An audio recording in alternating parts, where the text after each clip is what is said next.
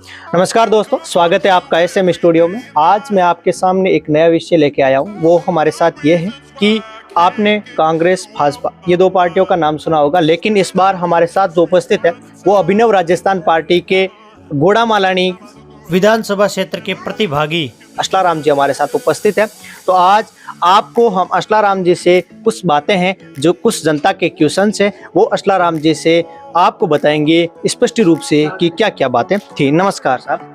नमस्कार साहब, आप हमें पहले तो ये बताइए कि आप यहाँ के स्थानीय निवासी हो, तो मुख्य रूप से तो आप ये बताइए कि आपको इस बार गोड़ामालानी विधानसभा क्षेत्र से ये टिकट लेके आप चुनाव लड़ने जा रहे हो, तो आपके अंदर किस प्रकार की भावना थी जिसको लेकर आप ये चुनाव लड़ने जा रहे हो? पहली बात तो 75 साल में कोई भी स्थानीय व्यक्ति यहाँ से खड़ा नहीं हुआ जी। दूसरा, मैं यहाँ रहता हूँ तो मैं किसानों की समस्या जी। दूसरे युवाओं की समस्या, युवाओं के बीच में रहता हूँ, उनको किसी ऑफिस के सामने परेशान देखता हूँ। वो कहते हैं मेरे को डीपी नहीं मिली, मेरा फलाना अधिकारी काम नहीं कर रहा है। वो कभी किसी को फोन लगाते हैं, फोन उठा नहीं रहे।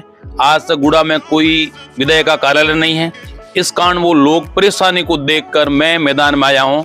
मैं चाहता हूं कि मैं गोड़ामालानी की इस परेशानी को दूर करना चाहता हूं। किसानों की समस्याएं, युवाओं की समस्याएं और जो भी समस्याएं हैं गोड़ामालानी की, उनको दूर करने के लिए मैदान में आया हूं। क्योंकि मैं इस धरती से जुड़ा हुआ, मेरा जन्म यहाँ है, जन्मभूमि है, तो मेरी पीड़ा, यहाँ किसानों की पीड़ा मेरी पीड़ा, मैं उस पीड़ा को समझता हूँ।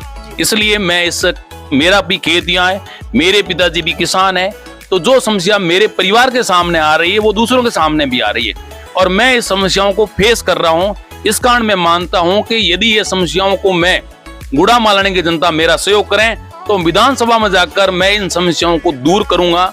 ये इस वादे के साथ मैं गोड़ामालानी के मैदान में आया हूं।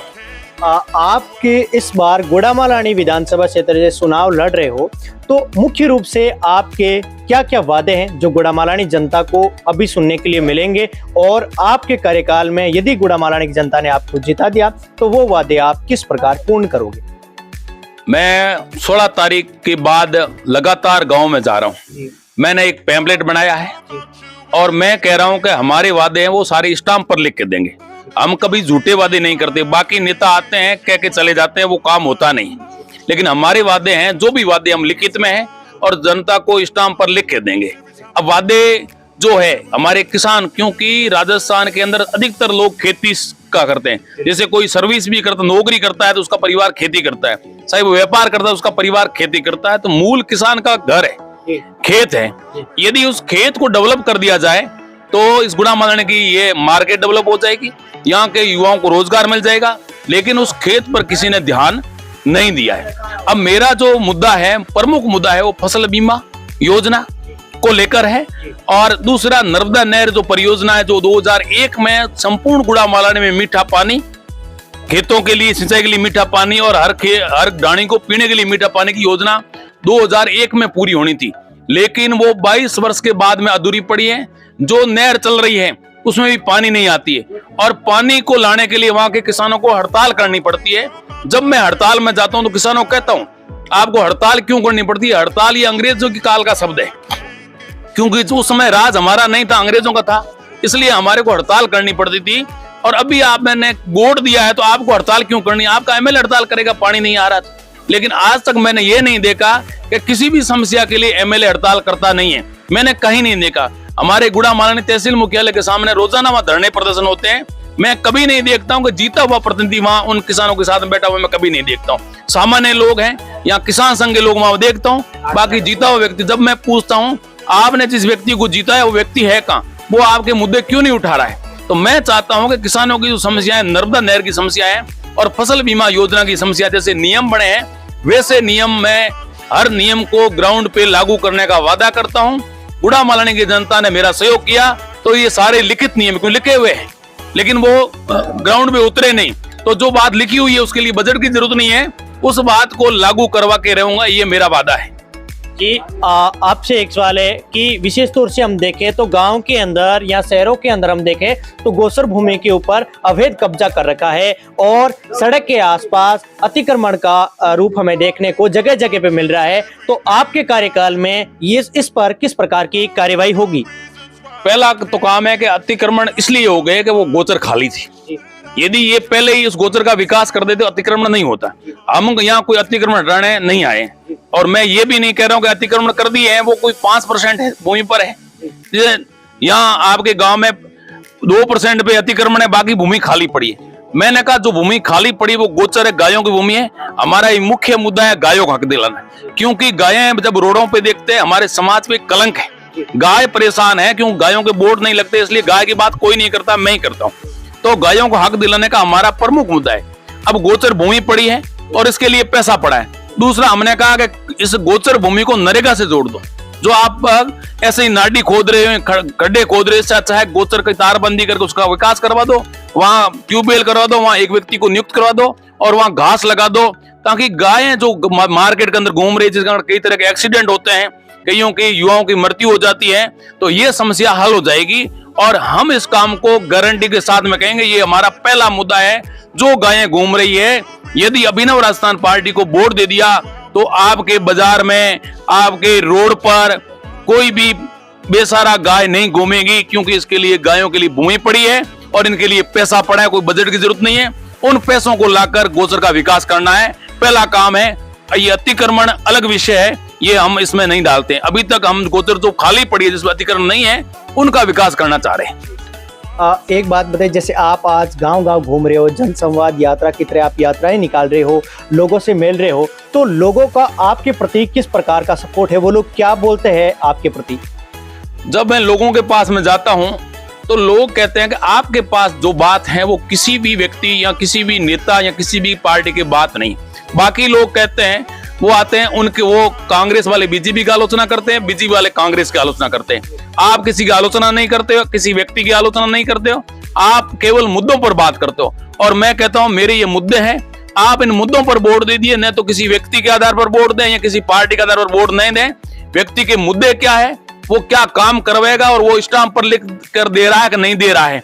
यदि वो व्यक्ति स्टाम्प पर लिख के दे रहा है तो उसको वोट दे दो, और नहीं तो मैं लिख के दे रहा हूं, मेरे को वोट दे दो। जनता मेरा बहुत सहयोग करती है, मेरी बात को सुनते हैं और मेरी बातों का आगे प्रचार भी होता है। हर ढाणी और हर गांव मेरी बात पहुंच रही है, ये मेरा मानना है। जनता ने मन बना लिया है, इस बार गुड़ामालानी में क्रांति होने वाली है। हम तो क्रांतिकारी लोग हैं, हम साधारण लोग हैं, इसलिए साधारण लोगों के बीच में जाता हूं।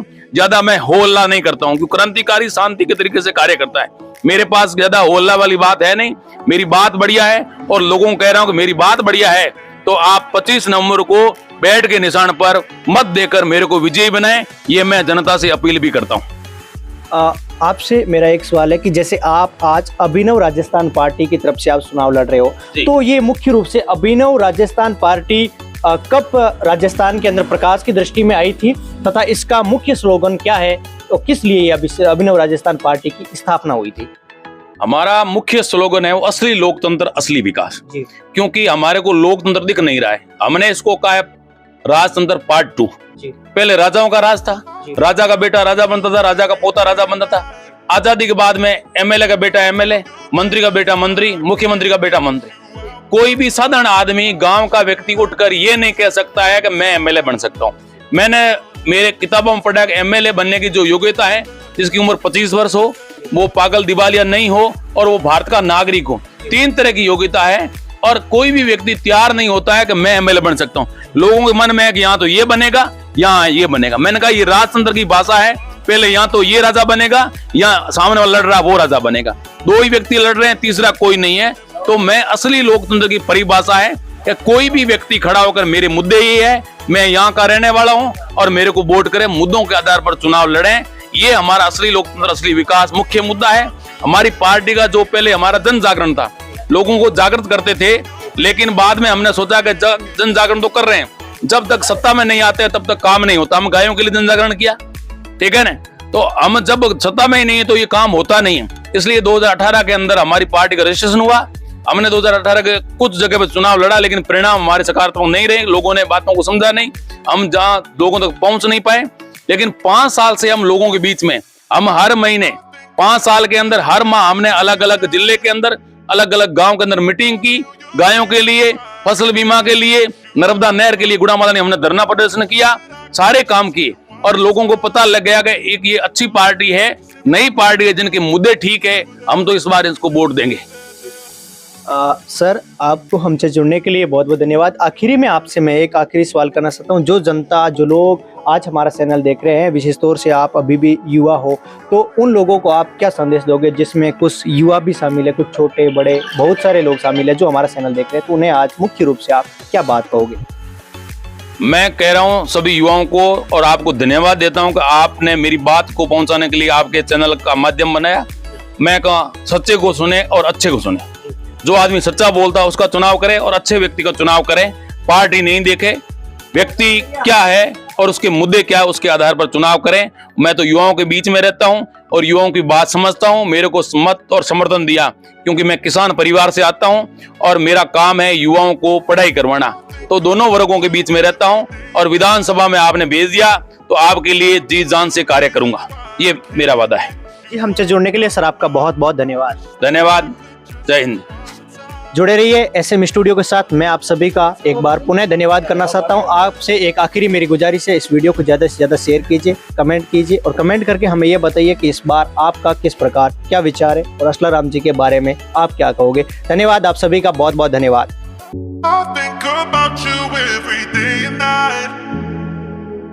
A million reasons why I can't get you out my mind. I wish that I could just rewind the time.